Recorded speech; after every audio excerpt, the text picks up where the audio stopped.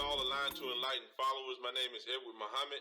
Welcome to week 11 of our blog discussions. This week's discussion is entitled Loving Unconditionally. Loving Unconditionally. We wanted to take this week to deal with the topic of unconditional love. Unconditional love. What is it? What do we mean by unconditional love? And how do we go about achieving unconditional love? This is actually a very sensitive topic in that it took a lot of time and a lot of thought to be able to articulate to the viewers exactly what we wanted to express.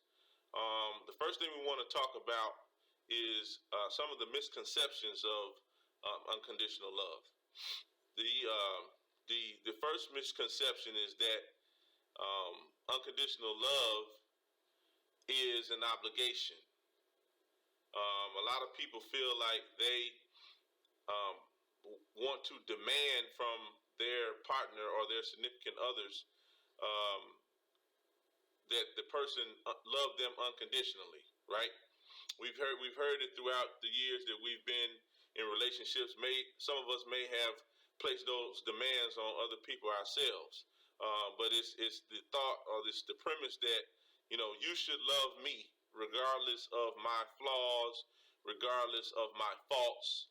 You should love me. You said you love me, and so I'm expecting you to love me despite my behavior and despite the way I treat you and all those types of things. That's the first misconception, because the reality of it is that is not unconditional love, and we'll talk about that in a few minutes. The second misconception that we want to talk about is the idea that unconditional love means unconditional forgiveness. A lot of times also people feel like if they are in a relationship or have done something to a friend even, and they have expressed their sorrow about it, that the other person should forgive them. They should, I did that, I'm sorry, you should forgive me, let's move on. I've been very guilty of that in my past relationships, where I have placed demands or had an expectation, put time parameters on a person's ability or willingness to forgive me after I have wronged them and apologize for it, feeling like, okay, this is not love. This is you don't love me if you can't forgive me. But the reality of it is, unconditional love doesn't mean unconditional forgiveness. You can forgive a person that you love, and you can actually move on if you deem it necessary that it's time for you to move on. And so, from those two misconceptions, and maybe as I talk on a little bit more, I may deal with a couple of other misconceptions regarding unconditional love. But for now, stemming from those two misconceptions, I want to talk a little bit about what unconditional love is, or what, I entitled the blog Loving Unconditionally. I chose that title because, in my opinion, and what I've learned along my journey in life, is that loving unconditional love is not a type of love, but more like a way of loving. And it could be even synonymous to say that, loving unconditionally means, or let me say it like this: unconditional love could also be synonymous with unconditional living. Loving unconditionally could be synonymous with living an unconditional life. What I mean by that is that we, most of the time, from our natural human makeup, tend to love based on conditions. We respond to conditions that we're presented with. Any one of us who have had the blessing of raising children can attest to the fact that some children are very easy to love.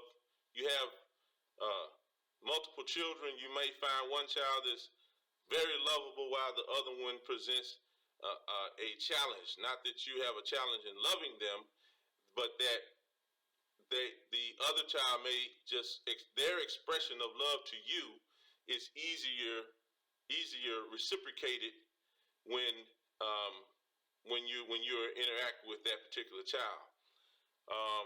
So what I want to say is that loving unconditionally means that you love despite condition, and that you relinquish the need of a condition to change.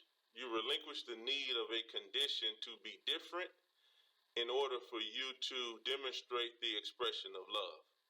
And this, my friends, is a tremendous challenge, right?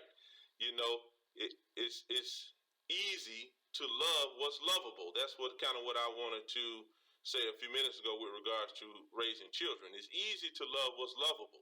It's easy to love your husband or wife when they're doing things to put a smile on your face, or when they're doing things that bring you joy. How much easier is it for you to love them than it would be if they were not doing these things, right?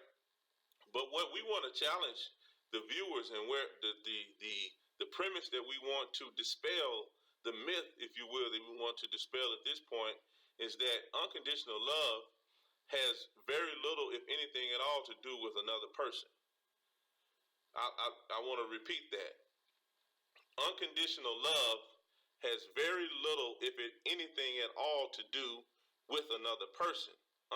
Unconditional love has everything to do with you and your relationship with your inner being.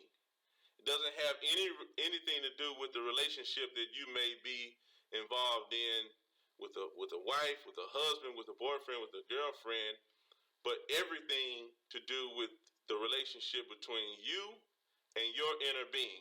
Okay?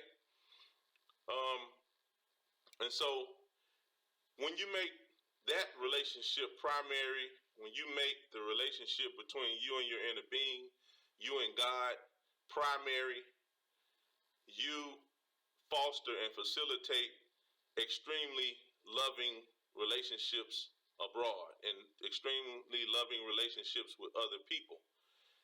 The less time and the less care you take in making the relationship between you and your inner being most important, the greater the challenge is with outside relationships.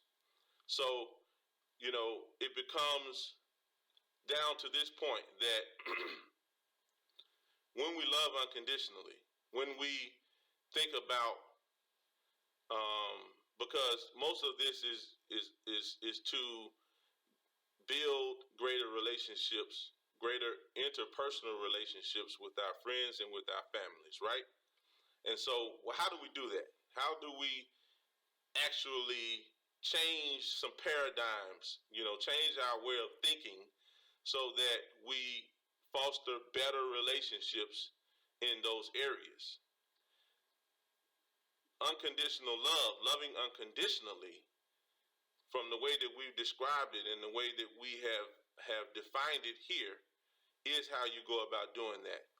You relieve your partner, you relieve your wife or your husband of the responsibility of tending to you. You relinquish other people in your life from having the obligation to make sure that they are doing something that brings you joy and happiness. You say to your friends and family, listen, this is what I said. This is actually what I said to many people in my friends and family.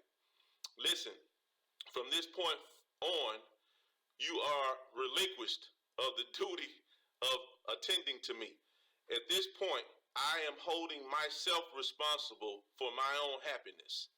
And I am going to make a commitment at this point that I'm going to make the number one priority be between me and my inner being, between me and my God. And I'm going to do everything in my power to strengthen that relationship.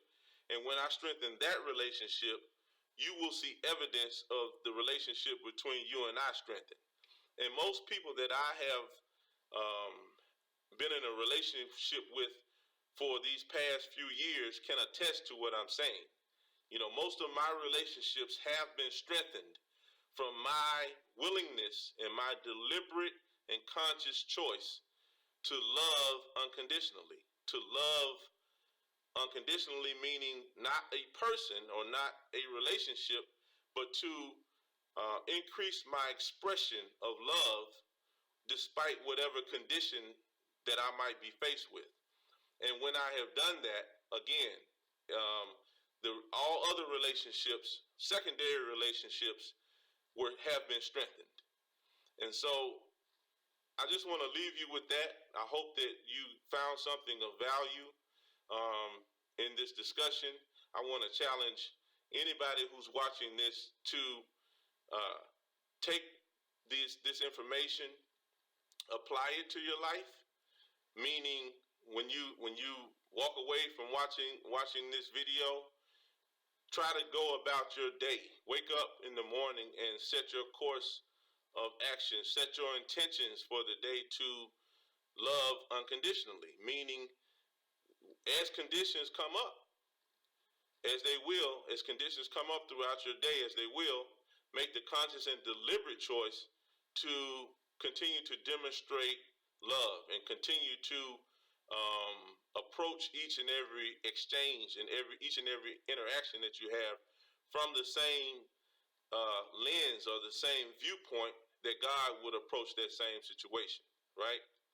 And when you are interacting with people, when you're interacting with people on your job, when you're interacting with anybody that you may encounter throughout your day, particularly when you're interacting with your family and your friends, make the conscious decision that despite what they are demonstrating to you, despite the behavior that they're demonstrating to you, you will focus on whatever positive aspect that you can. Because a lot of things that we deal with in our interpersonal relationships are really, they're very, very petty, very small compared to, the things that we deal with every day. I'm not talking about something of drastic nature. Even those things, you can make a conscious and deliberate choice if you wanted to look at them from a different perspective. But suffice for this conversation, make that conscious and deliberate decision that you're going to focus on the positive aspects of your loved one. You're going to intentionally love them and demonstrate actions to them that show that you are loving unconditionally, that you are coming from a place of unconditional love. And I guarantee you will elicit responses that will surprise you, And so I think that's all we want to talk. That's all I want to address in this topic. I hope that you found some value in this subject matter. Please stay with us and follow us on our YouTube channel at Align to Enlighten. Follow us on Facebook, and follow us also on Twitter. All right. Thank you for watching, and I leave you as I greeted you. Peace.